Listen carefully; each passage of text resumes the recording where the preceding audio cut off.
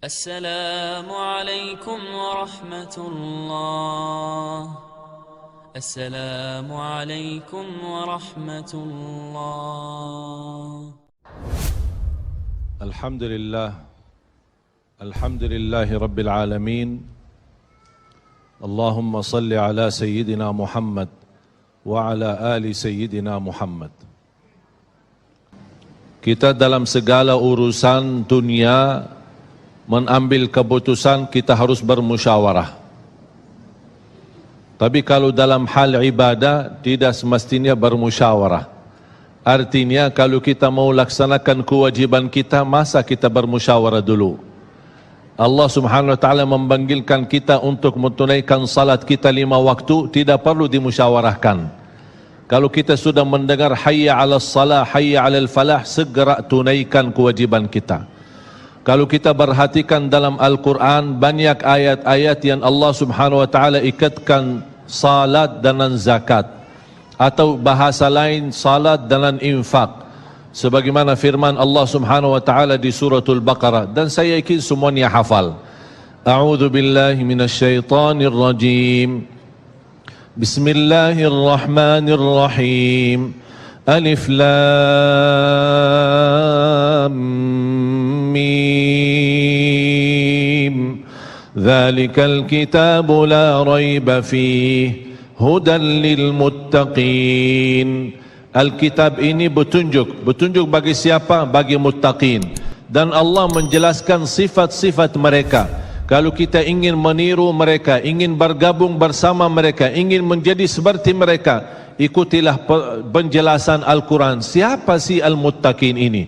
Allah Subhanahu wa taala sebutkan, alladzina yu'minuna bil ghaibi wa yuqimuna as-salata wa mimma razaqnahum yunfiqun. Mereka adalah yang beriman tentang ghaib. Apa yang ghaib? Allah, malaikat, jannah, surga, neraka, segala sesuatu yang ghaib mereka percaya, walaupun mereka tidak melihat dengan mata sendiri. Dan sifat mereka alladzina yuqimuna as-salah. Beda artinya yuqimuna as-salah sama yusallun. Ada orang hanya kerjakan salat, tapi ada orang mendirikan salat. Ada 2 orang salat di saf pertama, sama-sama ruku', sama-sama sujud, sama-sama membaca Al-Quran, tetapi satu diterima oleh Allah, satu tidak diterima oleh Allah. Apa persoalannya? Karena satu menghadap Allah dengan hatinya, dan satu hanya menghadap Allah dengan fisik badannya. Makanya kita melihat orang yang salat dengan hatinya, nikmat salatnya, bisa tenang bacaannya, tenang rukuknya, tenang sujudnya. Beda sama orang yang buru-buru melaksanakan salat. Saya pernah masuk satu masjid, habis saya tahiyatul masjid duduk. Saya melihat seorang baru masuk dan juga tahiyatul masjid. Saya melihat gerakan salatnya, subhanallah, bukan subhanallah, na'udzubillah, luar biasa cepat. Saya hanya menangkapi bacaan gerakan salatnya. Saya baca Al-Fatihah, saya baru selesai waladdallin amin, dengan saya mencuba bagaimana bandingkan bacaan Al-Fatihah dengan salat beliau, dia sudah sampai ke tahiyat, padahal baru saya selesai surat Al-Fatihah.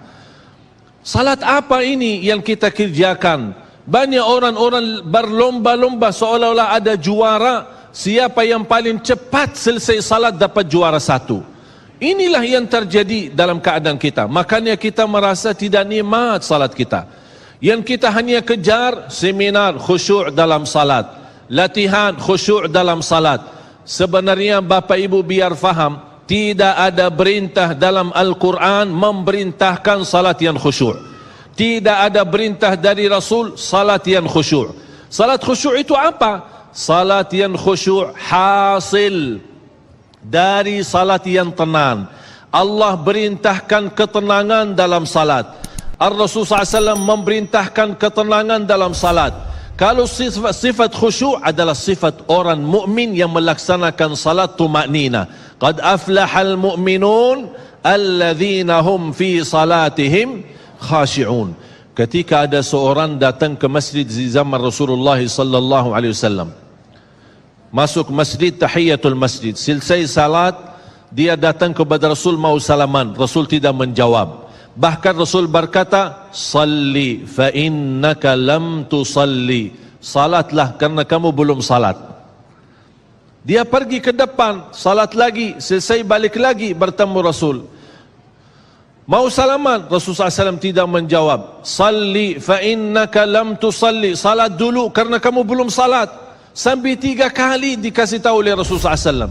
Akhirnya orang berkata, mohon maaf ya Rasulullah, saya tidak tahu selain ini salatku. Gimana? Kata Rasulullah SAW, fa idza qumta faqum mutma'inna. Kalau berdiri, berdiri tenang, tumaknina. Tumaknina salah satu rukun di dalam salat. Tidak sah salat seorang tanpa Al-Fatihah, betul? Sama tidak sah salat seorang tanpa tumaknina. Baca tenang, rukuk yang tenang, sujud yang tenang, wallahi akan terasa nikmat. Dari hasil ketenangan dan upaya dan ikhtiar kita akan muncullah rasa khusyuk. Karena khusyuk bukan sesuatu yang datang dari luar, tapi khusyuk sudah ada di dalam hati.